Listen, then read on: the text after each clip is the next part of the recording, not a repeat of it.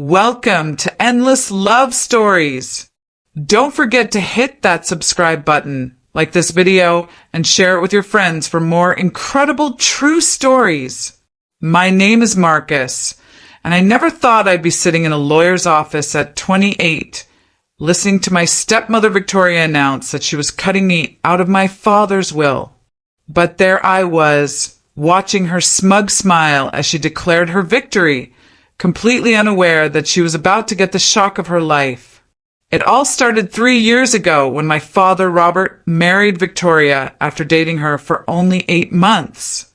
I had my doubts about their whirlwind romance, especially since Dad had been widowed for just 2 years after losing my mother to cancer.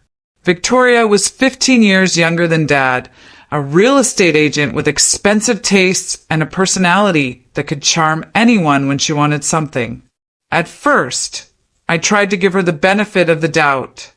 Dad seemed happy, and after watching him grieve for Mom, I wanted nothing more than to see him smile again. Victoria played the perfect stepmother role initially, cooking Dad's favorite meals, organizing family gatherings, and even asking about my job at the software company where I worked as a senior developer. But slowly, things began to change. Victoria started making subtle comments about how I was too dependent on my father, despite the fact that I lived in my own apartment and rarely asked him for anything. She'd roll her eyes when Dad and I talked about our shared love of vintage cars or our weekend fishing trips.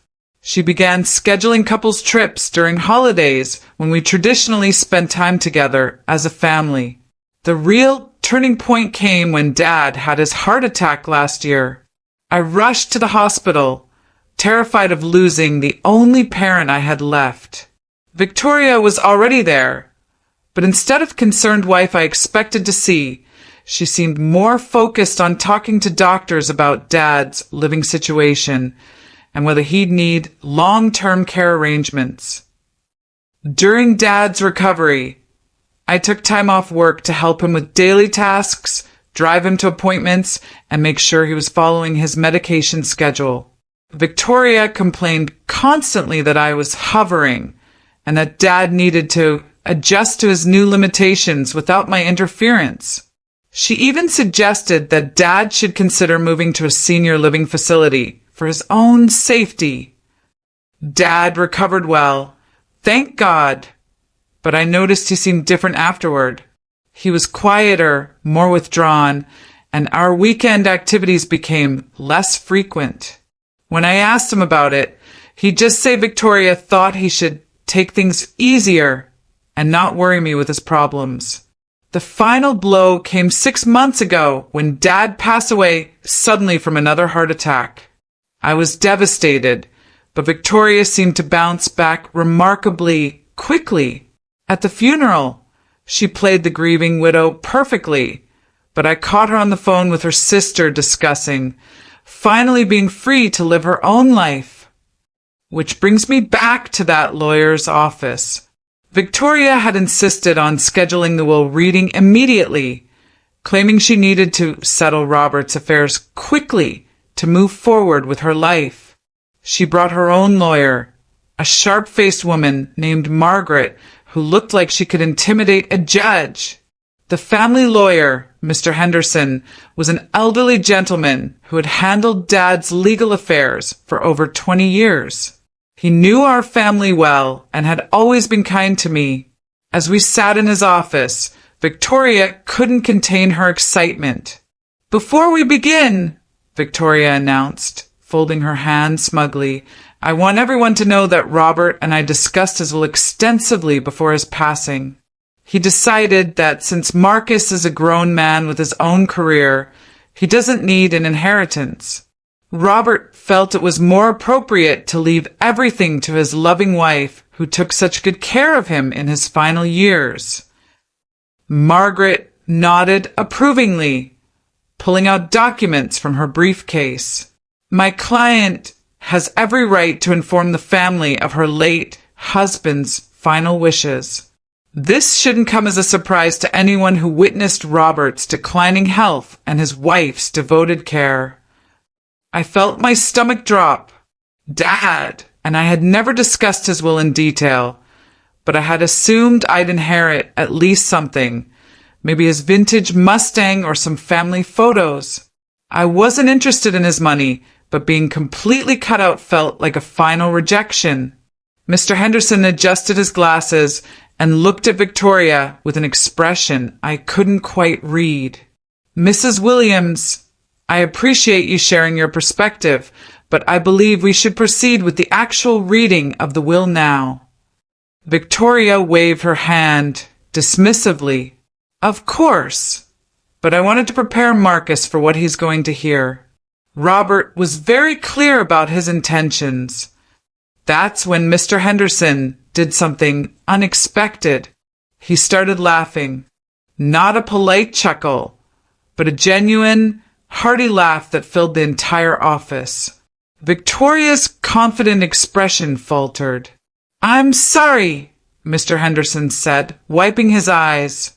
It's just that in 40 years of practice, I've never had someone announce the opposite of what a will actually says with such confidence. Victoria's face went pale. What do you mean? Mr. Henderson opened the will and began reading. I, Robert Williams, being of sound mind and body, do hereby leave my entire estate, including all property, investments, vehicles, and personal belongings, to my beloved son Marcus Williams, who has been my greatest joy and pride throughout his life. The silence in the room was deafening. Victoria's mouth fell open, and Margaret started shuffling through her papers frantically. That can't be right, Victoria stammered. Robert told me. He promised me.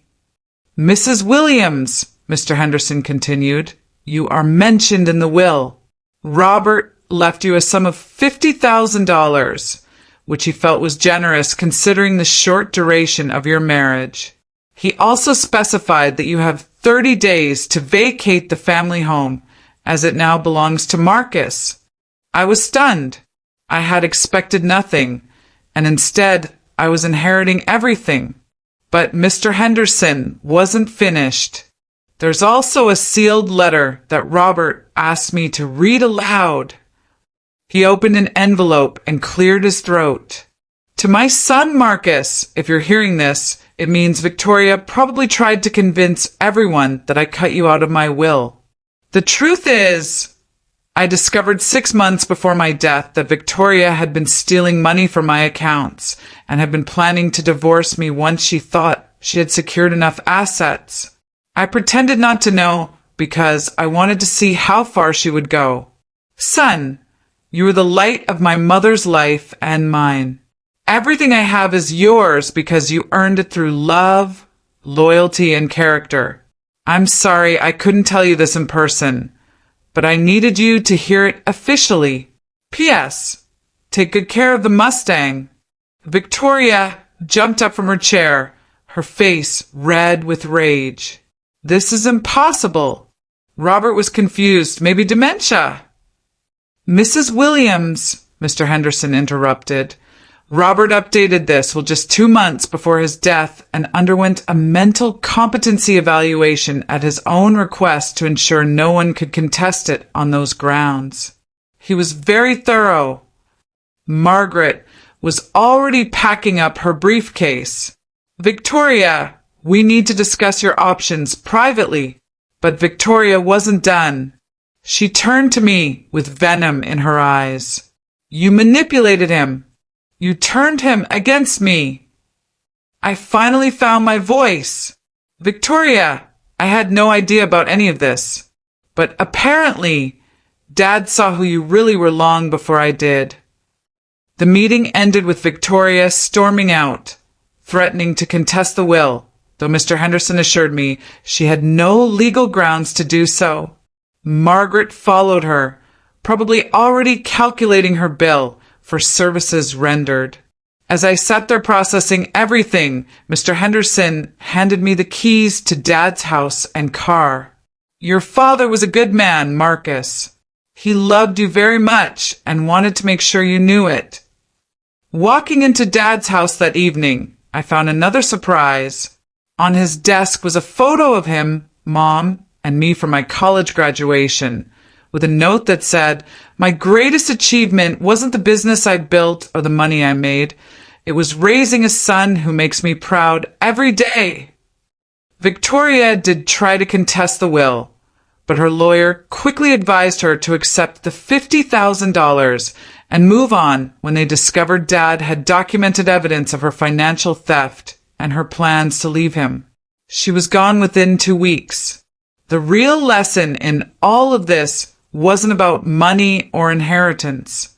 It was about love, loyalty, and the fact that genuine relationships can't be faked forever. Dad may not have been able to tell me directly that he saw through Victoria's act, but he found a way to let me know that our bond was unbreakable even after death. Today, I still live in Dad's house, and every weekend I take the Mustang out for a drive, thinking about all those fishing trips and conversations we shared. Victoria may have thought she was clever, but she underestimated the love between a father and son, and that love always wins in the end. So remember, love isn't about what you can get from someone. It's about what you're willing to give without expecting anything in return. True love stories aren't just about romance. They're about family, loyalty, and the bonds that can't be broken by greed or deception. That's our story for today from Endless Love Stories. If this touched your heart, please subscribe to our channel, hit that like button, and share the story with someone who needs to hear it. Real love always finds a way to prevail, and we'll keep bringing you these incredible true stories of love conquering all. Until next time, keep believing in the power of endless love.